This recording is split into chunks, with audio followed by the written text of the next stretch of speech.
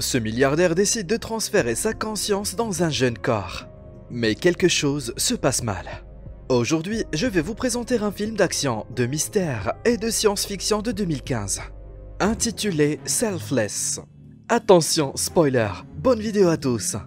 Damien Hall, homme d'affaires prospère et milliardaire, regarde à travers les grandes baies vitrées de son appartement à New York. Derrière lui, une infirmière se prépare à partir et ramasse ses outils. Le milliardaire est atteint d'un cancer en phase terminale et il lui reste à peine 6 mois à vivre.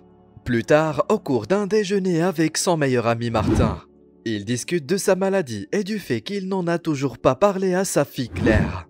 Damien n'a pas une bonne relation avec Claire parce qu'il était un bourreau de travail pendant qu'elle grandissait et qu'il ne passait pas assez de temps avec elle. Martin pense que si Claire est au courant de la maladie, elle lui pardonnera et qu'ils se réconcilieront rapidement. Avant que Damien et Martin ne se séparent, le milliardaire demande à son ami s'il a entendu parler de transfert et Martin répond négativement. Dans sa limousine, Damien essaie d'appeler Claire, mais elle ne répond pas. Il sort alors la carte de visite d'une entreprise appelée Phoenix Biogénétique et se souvient de la conversation qu'il a eue avec le propriétaire de l'entreprise, le Dr Albright. La mission première du médecin est d'offrir aux plus grands esprits de l'humanité un moyen de prolonger leur vie et de réaliser leur plein potentiel. Il a créé un appareil capable de transporter la conscience d'un corps à un autre, un processus connu sous le nom de transfert. L'entreprise fournit de nouveaux corps génétiquement conçus à la perfection à tous ceux qui sont prêts à débourser beaucoup d'argent pour les obtenir.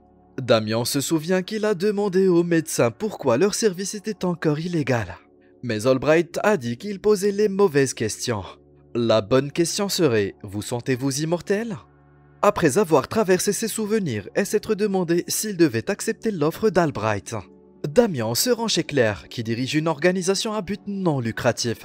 Désireux d'arranger les choses avant de mourir, il donne de l'argent à sa fille mais ne lui parle pas de sa maladie. Elle refuse de prendre l'argent parce qu'elle pense qu'il la manipule, s'attendant à ce que son chéquier résolve tous les problèmes. Plus tard, Damien est assis dans son bureau, déçu de la façon dont les choses se sont passées avec Claire. Désespéré d'avoir une autre chance dans la vie, il continue de se renseigner sur le transfert et Phoenix biogénique. Il découvre que la procédure a été inventée par le docteur Jensen et regarde une vidéo de lui expliquant la philosophie qui la sous-tend. Jensen voulait libérer l'esprit du corps et permettre aux gens de vivre même après la mort de leur corps. Mais alors que Damien fait des recherches sur le transfert, il se met à tousser du sang et s'évanouit. La maladie commence à le consumer lorsqu'il se réveille avec des tubes respiratoires attachés à son nez. Il décide d'appeler Albright et de planifier la procédure. Albright explique qu'après l'échange, il ne pourra plus contacter personne et que son ancienne vie n'existera plus. Il lui demande également de venir à la Nouvelle-Orléans et de simuler publiquement sa mort. Le lendemain, Damien prend l'avion et appelle Martin pour lui demander s'ils peuvent déjeuner à la Nouvelle-Orléans. Avant de le rencontrer, il se rend au cimetière de la Nouvelle-Orléans et enterre une boîte mystérieuse près d'une tombe. Lors du déjeuner avec Martin, Damien simule une crise d'épilepsie et s'effondre sur le sol. Martin prend peur et appelle le 911. Mais au lieu d'aller à l'hôpital, le véhicule ambulancier emmène le milliardaire à Phoenix Biogénique. Ils entament rapidement la procédure, piquent Damien avec une aiguille et l'installent dans l'appareil en étant pleinement conscient. Les lumières et les sons forts le mettent encore plus mal à l'aise. Mais sa perception est rapidement transférée dans le nouveau corps du jeune homme. Lorsque Damien tourne la tête, il voit son ancien corps inconscient et mort. Choqué et dégoûté, il vomit. Albright lui dit qu'il lui faudra quelques jours pour s'adapter, tandis que Damien commence à avoir des hallucinations. Les objets commencent à se transformer et il voit l'image d'un champ avec des chevaux. Le médecin dit alors avec sarcasme que la mort a des effets secondaires. Damien doit maintenant rester à l'hôpital et suivre une formation et une thérapie physique pour s'habituer à son nouveau corps. Comme il ne peut pas revenir à sa nouvelle vie, Damien doit aussi apprendre une fausse biographie et utiliser un nouveau nom, Edward Kidner. Après une brève phase de confusion et de désespoir, il commence à aimer son nouveau beau visage. Mais les hallucinations et les maux de tête ne disparaissent pas. Albright lui explique que son esprit n'est pas encore habitué à la nouvelle structure neuronale et lui donne des pilules pour faciliter la transition. Si Damien ne les prend pas, il risque de mourir ou d'avoir de graves migraines et hallucinations. Il doit également rester à la Nouvelle-Orléans pour rencontrer régulièrement Albright et obtenir ses pilules hebdomadaires. Une fois la formation terminée, Damien est déposé dans une grande et belle maison de la Nouvelle-Orléans qui est désormais la sienne. Damien, alias Edward, s'adapte rapidement et commence à jouer au basket dans le quartier. Il y rencontre Anton qui vit juste à côté de chez lui et lui propose de sortir avec lui. Le soir même, il se rend dans un club et toutes les femmes regardent Damien, qui est maintenant un beau jeune homme. Il n'a toujours pas l'habitude de répondre à des questions sur sa vie, son travail et son âge, si bien que les gens le trouvent un peu bizarre. Malgré cela, Damien s'installe dans une nouvelle routine bien plus tôt que prévu. Il commence à traîner avec ses amis, à jouer au basketball, à coucher avec de belles femmes, à prendre des pilules, à sortir en boîte et à profiter de la vie, tout simplement. Au bout d'un certain temps, cette nouvelle routine ne le satisfait plus, d'autant qu'il ne peut plus voir sa fille.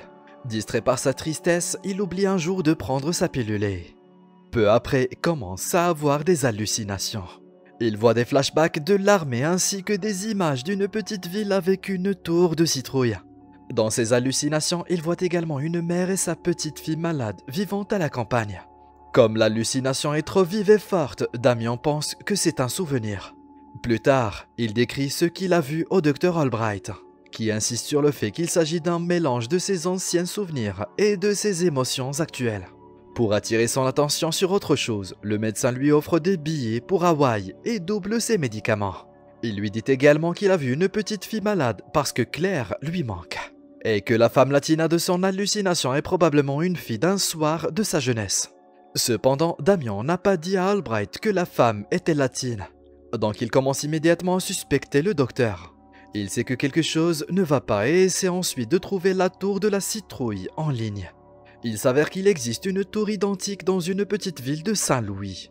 Cherchant des réponses, il décide de piéger Albright et de se rendre à Saint-Louis au lieu d'Hawaï. Avant de partir, il se rend au cimetière et déterre la boîte qu'il a enterrée. Il y a de l'argent, des documents et des cartes de crédit à l'intérieur. Alors, il en prend un peu et se dirige vers l'aéroport. L'un des hommes d'Albright le suit, mais Damien lui échappe rapidement et prend un vol pour la petite ville. Quelques heures plus tard, il arrive juste devant la tour de citrouille qu'il avait vue auparavant. À côté de la tour, il remarque une maison et frappe à la porte. Mais il n'y a personne. Pressentant que ce n'est pas normal, Damien décide de pénétrer dans la propriété et découvre à l'intérieur des factures médicales et des pièces d'un appareil respiratoire. Plus important encore, il voit une photo de Madeleine et Anna, la mère et la fille de son hallucination. Il voit également son nouveau corps dans l'une des photos. Il s'avère que le corps n'était pas génétiquement modifié, mais qu'il s'agissait d'une personne réelle avec une vie, alors qu'il doit faire face à cette vérité inconfortable.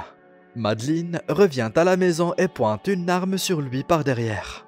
Il lui dit de se calmer et se tourne lentement vers elle alors qu'elle tombe par terre, pleurant d'incrédulité car elle pensait que son mari était mort.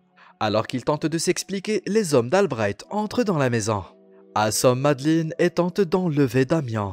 Son ami Anton vient aussi, car il faisait partie du phénix biogénétique. Elle l'a espionné pendant tout ce temps. Anton explique que Mark, le mari de Madeleine, a accepté de donner son corps contre de l'argent qui couvrirait le traitement de sa fille. Damien est choqué et engueule Anton, expliquant que Albright est un meurtrier.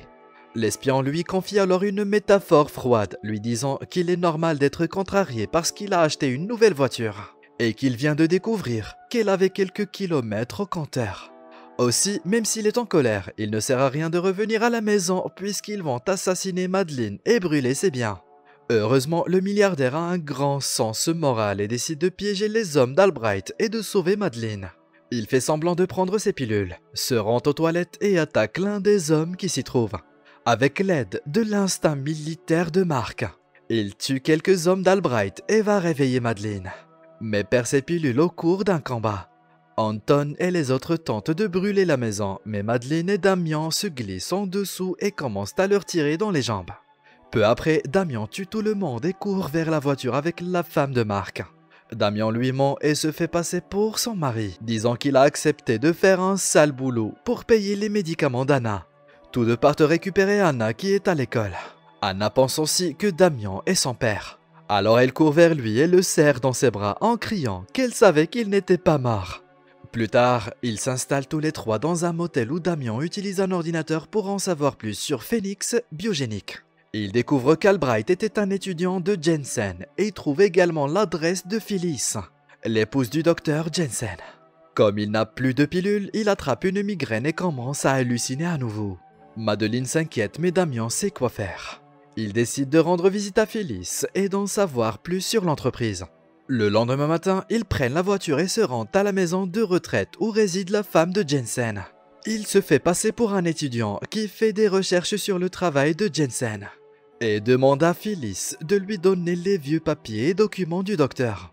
La vieille femme, atteinte de la maladie d'Alzheimer, croit Damien et commence à lui raconter toutes sortes d'informations. Il découvre qu'Albright lui rend visite chaque semaine et comprend rapidement que Jensen utilise le corps d'Albright. Il demande à Phyllis d'appeler Albright et de l'inviter à venir. Lorsque le médecin arrive, Damien pointe une arme sur lui, exigeant plus de pilules. Mais Albright lui révèle une vérité amère. Plus il prend de pilules, plus Mark disparaît en même temps que ses talents de combattant et son entraînement militaire. Sans les pilules, l'esprit de Damien tombera dans l'oubli et Mark reprendra le contrôle de son corps. Damien kidnappe alors Albright et exige qu'il l'emmène au laboratoire. Mais alors qu'ils commencent à marcher dans le couloir, les hommes d'Albright les attaquent et le désarment. Alors qu'ils emmènent Damien dans un véhicule noir, Madeleine arrive et frappe l'un des hommes d'Albright. Il s'avère que c'était Anton dans un nouveau corps.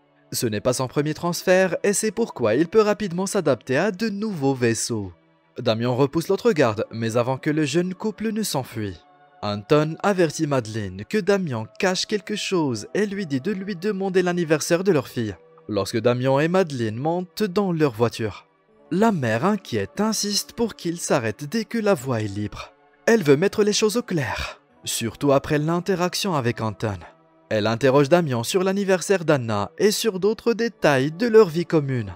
Lorsqu'il ne peut donner aucune réponse, il commence à expliquer la situation tandis qu'Anna observe leur dispute depuis la voiture, se demandant si tout va bien.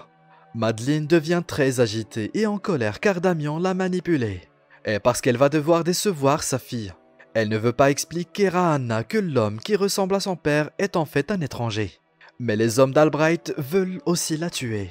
Même si elle n'est pas Damien, elle ne lui fait pas confiance. Elle doit travailler avec lui pour survivre. Le milliardaire pense alors à un plan, demander de l'aide à Martin et placer Anna et Madeleine dans un endroit sûr. Lorsqu'ils arrivent au manoir de son ami, Damien convainc Martin de la vérité en décrivant des détails que seuls eux deux connaissent. Martin accepte alors de les aider et organise leur fuite. Plus tard, Damien tente d'expliquer à la petite Anna qu'elle ne reverra jamais son père. Mais il commence à se lier d'amitié avec elle, créant ainsi de nouveaux souvenirs, père-fille magnifiques. Il lui apprend à nager et ils s'amusent ensemble tandis que Madeleine les observe depuis la fenêtre, heureuse. Comme il est dans le corps de son mari, elle se sent attirée par Damien. Alors elle écoute son cœur et l'embrasse. Damien se sent mal à l'aise et commence à lui parler de sa vie antérieure afin de détourner son attention de Mark. Il se confie sur sa relation avec Claire et ils ont une conversation honnête et sincère. Mais soudain, Damien remarque que tous les miroirs de la maison sont recouverts. Il sait que le fils de Martin est mort il y a 2 ans et commence rapidement à soupçonner que quelque chose ne va pas. Il court et essaie de trouver Anna qui se trouve dans une grande chambre d'enfant en train de jouer avec un petit garçon. Damien comprend immédiatement que Martin a également amené son enfant à Phoenix Biogénétique et lui a donné un nouveau corps. Il s'avère que Martin les a dénoncés à Albright et que les tueurs les attendent dehors pour les tuer. Mais Damien confronte son ami et lui dit que le corps de l'enfant n'a pas été créé en laboratoire. C'était une personne réelle et l'enfant de quelqu'un d'autre. Martin, choqué et dégoûté, décide de les aider. Cette fois, pour de bon, il emmène Madeleine et Anna dans un endroit sûr, à pied, à travers une forêt. Tandis que Damien part en voiture comme à pas. Peu après, il s'engage dans une course-poursuite avec les hommes d'Albright qui tentent de le capturer et de le tuer. Après s'être tiré dessus et foncé dedans, ils sont tous victimes d'un grave accident de voiture. Damien sort de la voiture et s'assure que tout le monde est mort avant de se rendre au restaurant où il est censé retrouver Madeleine et Martin. Cependant, Martin est le seul à arriver. Il explique à Damien que Madeleine et Anna l'ont devancé dans la forêt. Elles ont demandé de l'aide à une voiture mystérieuse sur la route. Elles ne savaient pas que c'étaient les hommes d'Albright. Alors elles ont été kidnappées et Martin n'a rien pu faire car elles étaient loin. Damian apprend également que Martin a planté la carte de visite de Phoenix biogénétique pour l'aider. Plus important encore, il découvre que Martin a découvert la formule des pilules d'Albright et qu'il peut les fabriquer à partir de zéro. Mais Damian commence à se demander s'il doit continuer à prendre des pilules. D'autant plus que de cette façon, il tue Mark. Il reporte cette décision à plus tard, sa priorité étant de sauver Madeleine et Anna. Le plan consiste à arrêter la pilule pendant 12 heures, dans l'espoir d'utiliser les souvenirs de Mark pour trouver plus d'informations sur l'emplacement du laboratoire. Pendant sa désintoxication, il voit un entrepôt de chars de Mardi Gras près du laboratoire d'Albright. Alors il décide de se rendre à la Nouvelle-Orléans pour trouver l'entrepôt. Le lendemain, il se rend à la Nouvelle-Orléans et trouve le laboratoire exactement à côté d'un entrepôt de Mardi Gras. Il entre par effraction et attaque quelques gardes sans que personne ne s'en aperçoive. Mais dans la pièce où la machine transfère la conscience, il voit de nouveaux corps. Soudain, Albright apparaît derrière une paroi de verre. Il dit sarcastiquement à Damian que Madeleine était la parfaite correspondance corporelle pour un nouveau client, et que les organes d'Anna ne seront pas gaspillés. Damian se met en colère et tire sur la vitre qui les sépare quand soudain, 2 hommes d'Albright apparaissent et le désarment. Son corps servira désormais de nouveau réceptacle à la conscience d'Anton. Avant d'entrer dans la machine, Damian trouve une balle et l'avale sans que personne ne s'en aperçoive. L'instant d'après, Anton se réveille dans le corps de Mark. Albright commence à poser des questions pour déterminer s'il s'agit bien d'Anton. Après l'avoir convaincu, il l'envoie en mission pour assassiner Madeleine et Anna. Mais lorsqu'Anton entre dans la chambre où elles se trouvent, il tue les gardes et sauve la mère et la fille. Il s'avère que c'était Damian dans le corps de Mark depuis le début. Les 3 s'enfuient et combattent les hommes d'Albright. Bientôt, ils se retrouvent dans une pièce qui les sépare d'Albright par une paroi de verre. Damian dit au médecin qu'il a écouté attentivement les instructions avant la première intervention. Il s'est souvenu que la transformation ne fonctionne pas s'il y a du métal sur ou dans les corps. En avalant une balle, il réussit à rester dans le corps de Mark. Albright ne pense pas que Damian le tuera car il est le seul à détenir la formule de la pilule. Mais il ne sait pas que Martin a trouvé la solution, donc Damian brûle le docteur avec une torche. Après s'être échappé du laboratoire, Anna et Madeleine se rendent à une destination sûre que Martin a trouvée pour elle. Mais Damian ne vient pas. Au lieu de cela, il va voir Claire. Il se fait passer pour l'ami de son père et commence à s'ouvrir. Il dit à Claire que Damian regrettait de ne pas avoir passé du temps avec elle lorsqu'elle était enfant, et qu'il était fier d'elle. Puis il lui donne une lettre et part, sans oublier de lui jeter un dernier coup d'œil par la fenêtre. Ensuite, Damian se réveille dans une chambre d'hôtel. Il est confus et trouve une vidéo de lui sur un ordinateur. Il s'avère que Damian n'est plus dans le corps de Mark. Le milliardaire a décidé d'arrêter la pilule et de laisser Mark prendre le relais, lui rendant la vie qui lui avait été enlevée. Mark est sous le choc, mais il est extrêmement reconnaissant. Il rejoint ensuite Madeleine et Anna qui vivent désormais sur une magnifique île tropicale. J'espère que vous avez apprécié ce résumé. Dites-nous dans les commentaires ce que vous pensez du film et abonnez-vous à notre chaîne pour voir plus de vidéos comme celle-ci. Merci d'avoir regardé.